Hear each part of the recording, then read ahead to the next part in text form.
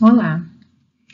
Na nossa aula de hoje, nós vamos dar início aos grupos de animais que nós vamos estudar nessa disciplina.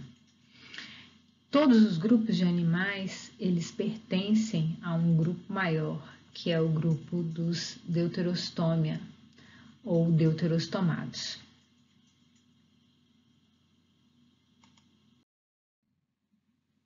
É composto por 3 filos: o filo Echinodermata, o filo Hemicordata e o filo Chordata. As características que esses grupos compartilham são a clivagem radial indeterminada, o fato deles serem enterocélicos e o blastóporo dar origem ao ânus. Relembrando aquilo que vocês já aprenderam na disciplina de zoologia de invertebrados, nós temos grupos que apresentam, os grupos iniciais que apresentavam simetria radial e depois os grupos seguintes com simetria bilateral. Dentre aqueles que têm simetria bilateral, nós temos os acelomados, os pseudocelomados e os celomados. O grupo dos deuterostômios, ele se encontra então dentro dos celomados, onde a gente tem 2 grupos. Os deuterostômios, onde o blastóporo dá origem ao ânus, e os protostômios, onde o blastóporo dá origem à boca, que contém os grupos que vocês já estudaram, como os moluscos, os anelídeos e os artrópodes.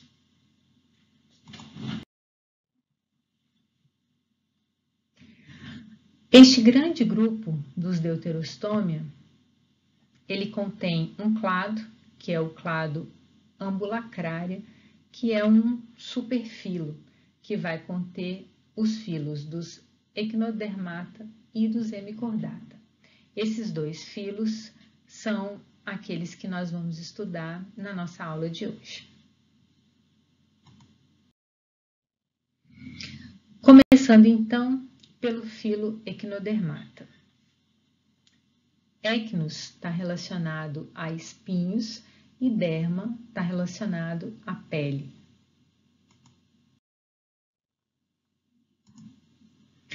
Nesse grupo nós vamos encontrar as estrelas do mar, os ouriços, os pepinos, as serpentes e os lírios do mar.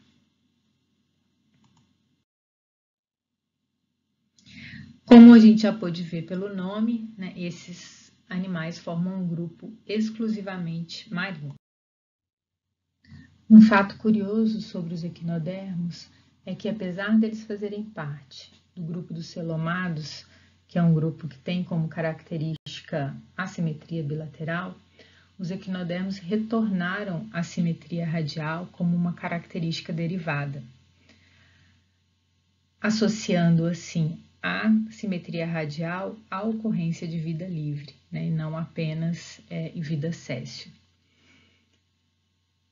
As larvas dos equinodermos apresentam simetria bilateral e também os registros fósseis indicam que os primeiros equinodermos ainda tinham essa simetria.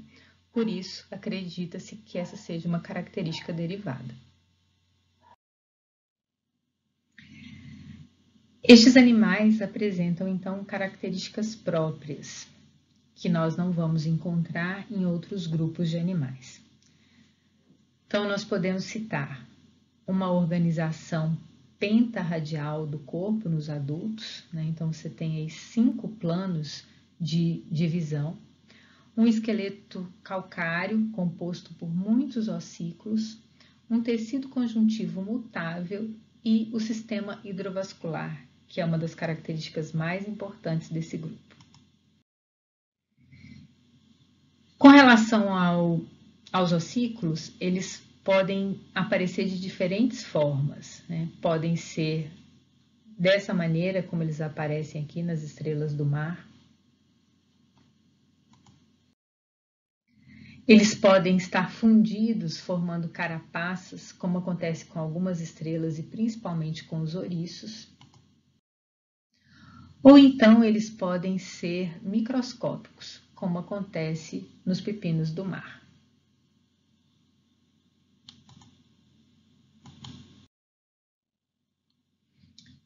sistema hidrovascular é um sistema de canais por onde circula a água.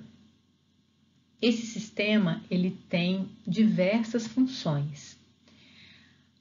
Uma das funções principais é movimentar esses pés, que são chamados de pés ambulacrários, que vão ser responsáveis principalmente pela locomoção, mas também pela alimentação de boa parte das espécies de equinodermos.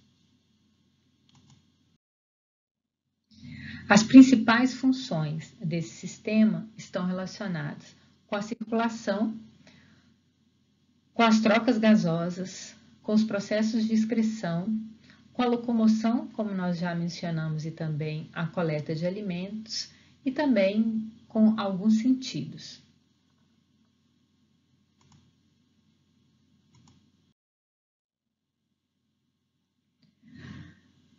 Vamos ver agora algumas das classes de equinodermos, começando pelos asteroides, que são as estrelas do mar. As estrelas do mar, elas apresentam um disco central não claramente separado dos braços.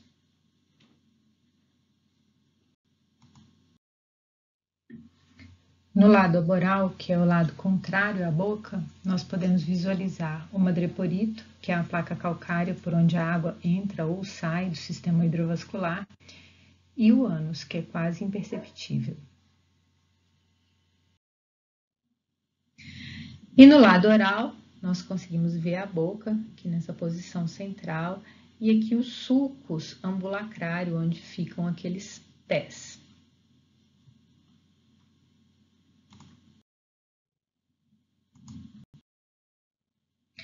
Os ofiuroides, que são as serpentes do mar, apresentam um disco central bem separado dos braços. E esses são os animais que apresentam a maior mobilidade dentre os equinodermos.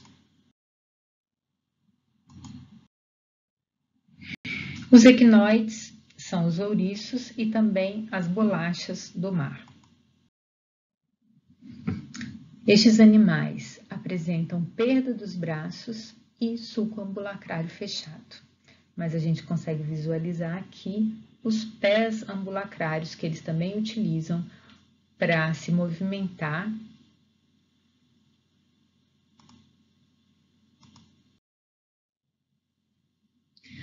Apresentam a carapaça de ossículos fundidos e também espinhos que são articulados.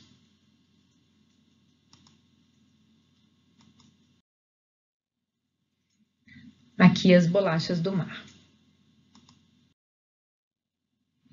Os holoturoides, também conhecidos como pepinos do mar, também não apresentam os braços e também apresentam sulcos ambulacrários fechados.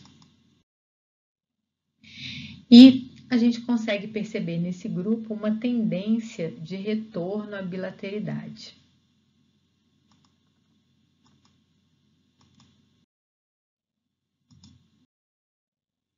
Os crinoides, que são os lírios do mar, são em sua maioria sésseis e eles apresentam esses braços bem ramificados, que são chamados de braços pinnados.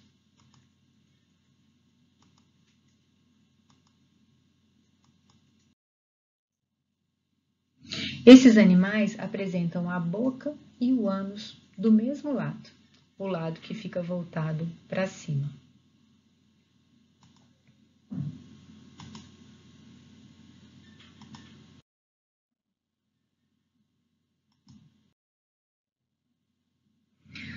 Com relação à nutrição, os asteroides, eles são principalmente carnívoros. Aqui tem um link para alguns vídeos no YouTube onde é possível visualizar a alimentação das estrelas do mar.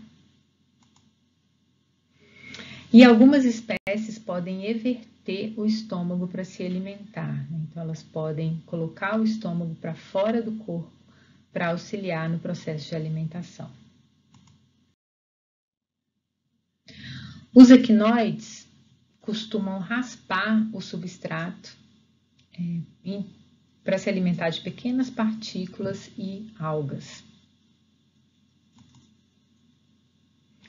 E eles possuem uma estrutura que é chamada de lanterna de Aristóteles, que eles utilizam para fazer essa raspagem.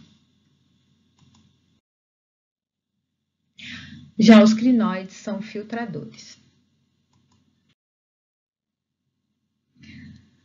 Boa parte dos equinodermos apresentam estruturas que são chamadas de pedicelárias, que são como pinças que ficam na superfície do corpo desses animais e que auxiliam na limpeza da superfície do corpo e também na captura de alimentos. Com relação à reprodução, esses animais são dioicos, ou seja, têm sexos separados, né, machos e fêmeas, e a fecundação ocorre externamente. Eles liberam óvulos e espermatozoides na água.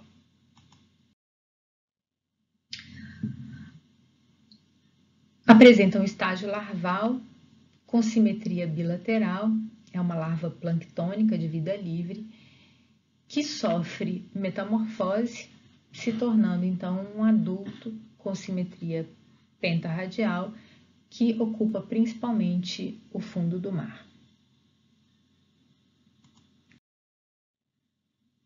Esses animais apresentam uma alta capacidade de realizar autotomia, ou seja, dividir o seu corpo, e também uma alta capacidade de regeneração, sendo que eles podem efetuar reprodução assexuada por fragmentação. Então, aqui a gente tem um exemplo, né, onde 3 braços foram perdidos e aqui já estão se regenerando, e aqui uma estrela nova, inteira, se regenerando a partir de um único braço.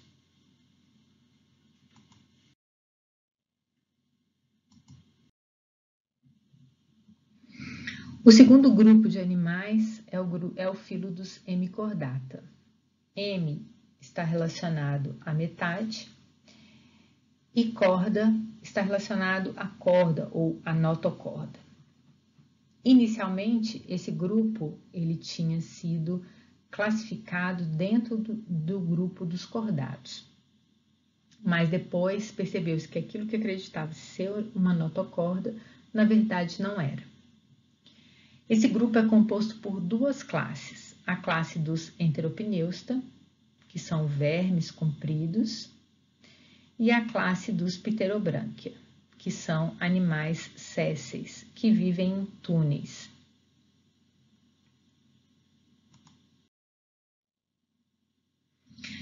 Esses animais eles são aparentados tanto com os equinodermos quanto com os cordados. São deuterostômios, né, estão dentro desse grupo, e são poucas as espécies conhecidas, até o momento menos de 100 espécies.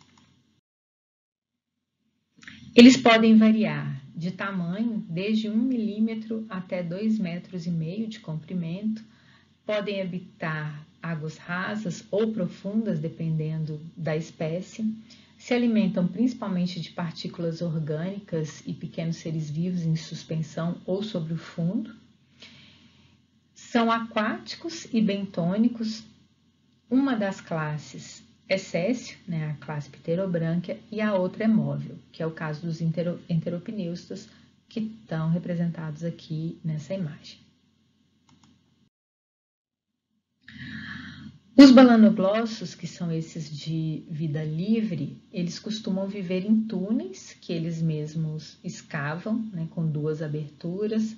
Essa abertura aqui, que está voltada para a região posterior do corpo, é onde eles depositam as fezes, e aqui por onde circula a água, que eles podem filtrar. Já os pterobranquios, que são os animais sésseis, são coloniais e vivem em túneis, dentro de túneis de colágeno, que eles mesmos secretam.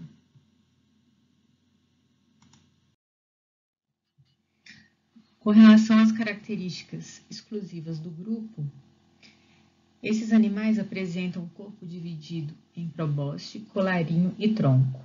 Então, como características exclusivas, eles têm a presença dessa probóscide, que é uma estrutura muscular que auxilia na locomoção, e a presença do colarinho.